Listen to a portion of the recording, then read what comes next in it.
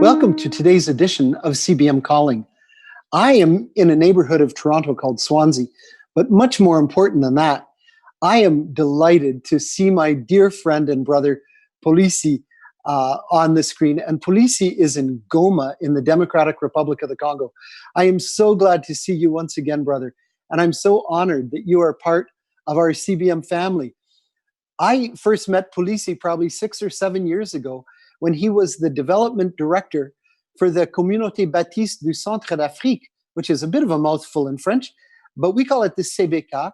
And this is a very energetic group of churches serving the Lord in one of the hardest places in the world, and that is in the Great Lakes region of Central Africa. If you're watching this live stream today, you probably are well aware of the discomfort and the inconvenience and the frustration that self-isolation is for us in Canada and elsewhere in the Western world because of COVID-19. And of course, we are saddened by the loss of many people because of this disease. But our brother Polisi is a man who is well aware of suffering. For many, many years, Polisi has served faithfully to help local churches respond to some of the worst crises on the face of the earth.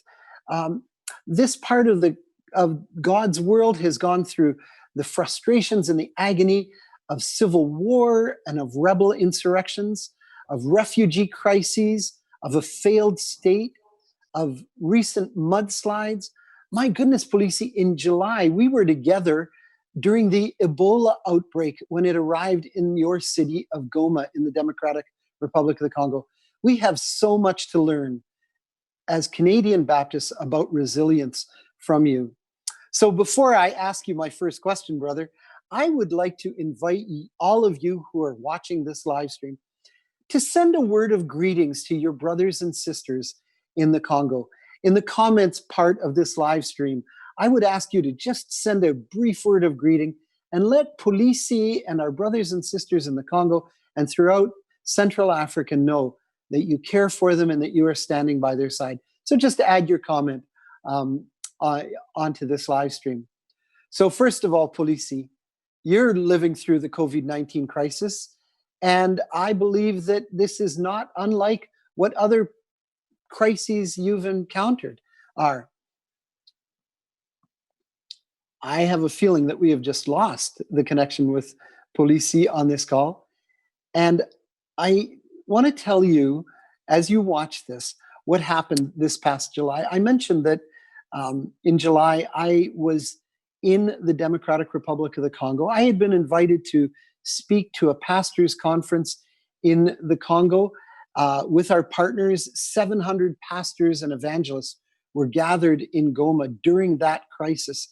And the very day before I arrived in Goma, having crossed the border from Rwanda with two of my colleagues, with Daryl Buston and Andre Sibomana, the pandemic of Ebola struck that great city. Goma is a massive, large, bustling city. It's a center of government for the eastern part of the Congo. Many millions of people live there. Many of the people in Goma live in abject poverty and encounter incredible, immense difficulties. Right outside of Goma is a huge refugee camp where internally displaced people from the Kivu region and from Rwanda and Uganda have found shelter. And the outbreak of Ebola just sent shockwaves throughout that region. We were devastated to learn that even among the pastors that I was interviewing in the Congo during our time, virtually everybody I spoke to either lost a member of their family or a member of their church to Ebola. As I mentioned as we opened this live stream, our brothers and sisters in the Congo are not unfamiliar with the hardships and the trials of living through crises that are deep and long and sustaining, and it has been a real challenge. I've always admired the tenacity, the faithfulness, and the fervor with which our Congolese Baptist brothers and sisters continue to serve the Lord. They engage in peace building and reconciliation. They care for widows and orphans in a very biblical manner. They are reaching out to school children by offering opportunities for education. They have a dynamic economic development program. But the most important thing, I think, is that they are passionate about sharing Jesus' love in all of the towns and villages and communities in the Kivu region and beyond. Hundreds of churches, dozens and dozens of schools, many clinics, dispensaries, hospitals. They have a university. They have a number of Bible institutes and a very energetic faculty of theology. We have a lot to learn as Canadian Baptists when we encounter God alive and at work with our Congolese partners.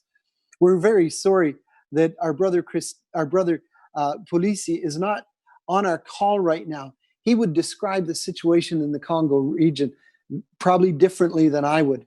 You know, yesterday when I was reading the New York Times, I read a very troubling statistic. And that is that in the Democratic Republic of the Congo, a country with 85 million inhabitants, there are only 20 ventilators. It's unimaginable for us to think how our Congolese brothers and sisters will face the onslaught of COVID-19 when it reaches into the poorest communities, the most densely populated cities like Kinshasa and Kisangani, Goma, and Bukavu.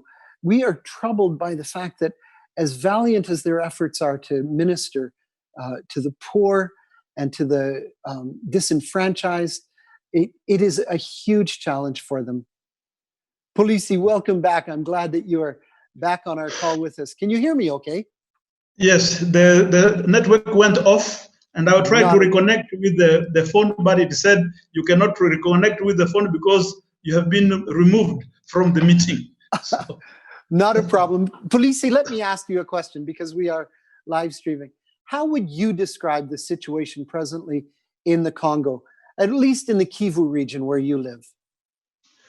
In relation to the COVID-19, nowadays the situation is somehow concentrated in Kinshasa, because in Congo we have now 359 cases, but only 12 were out of Kinshasa. All the others, 347, are in Kinshasa.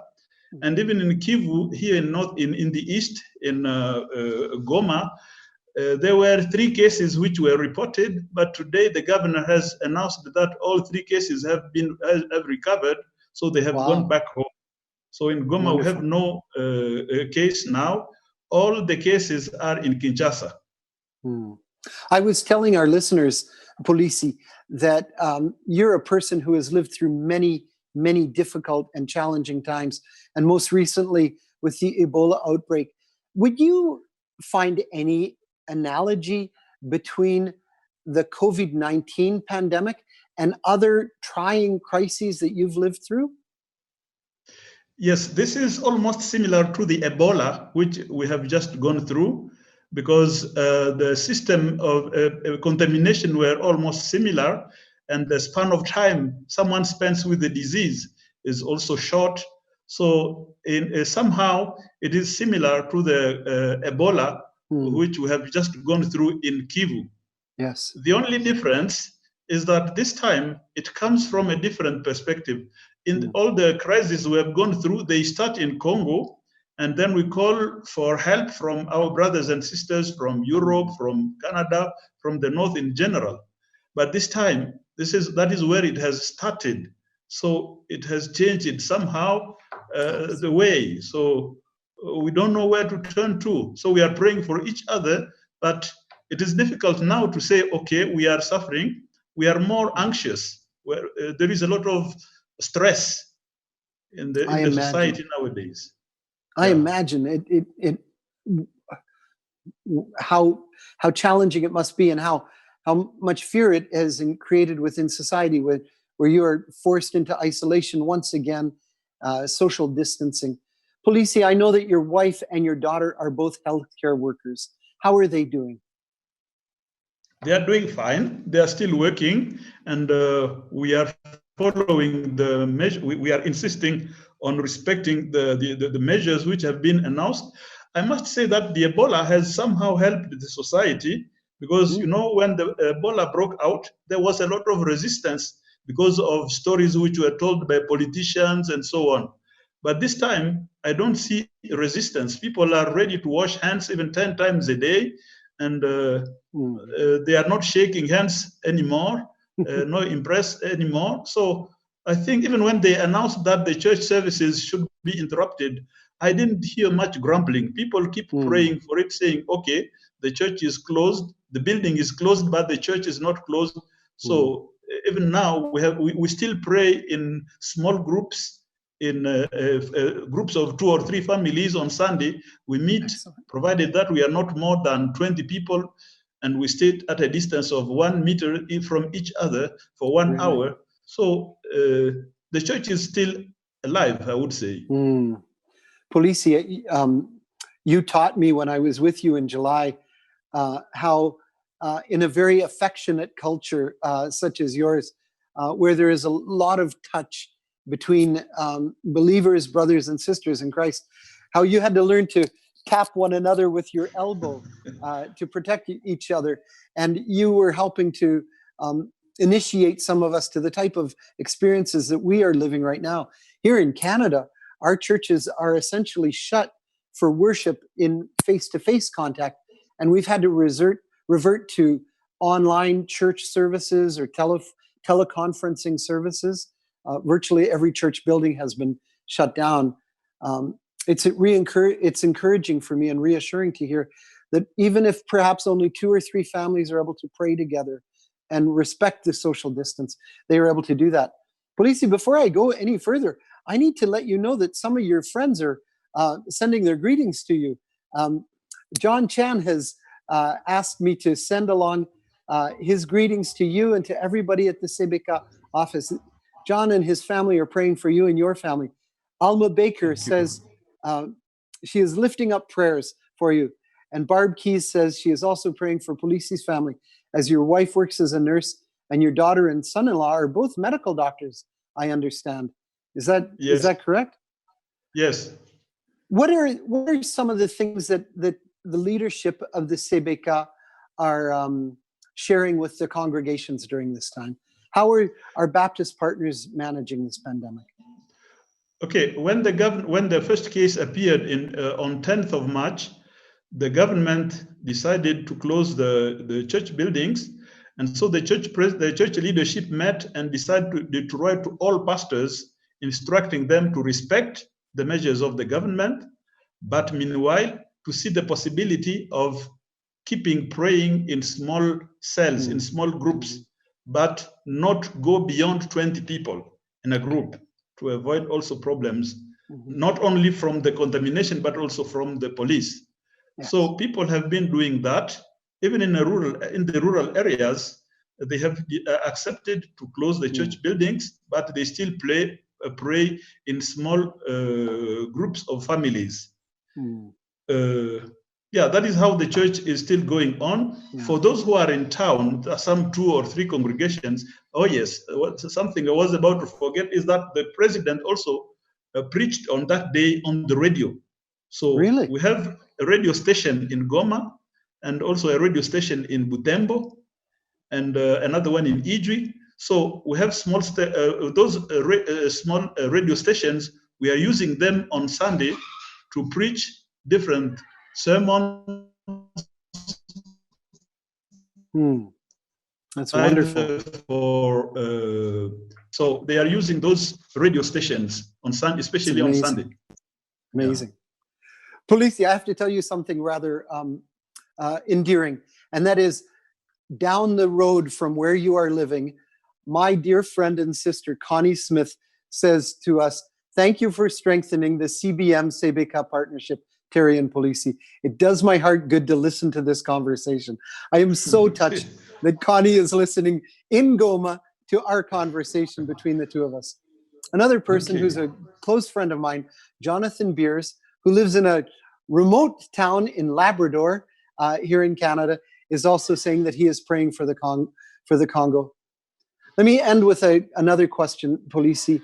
You have spent most of your professional life helping to equip God's people for sustainable community development work. And I know that a lot of the ongoing community development programming has had to be suspended while our partners throughout Africa are responding to the emergency situation of COVID-19. What do you think that we as Canadians can learn from your adaptability and how you are adjusting to this upheaval? Well, I think the key strategy is capacity building.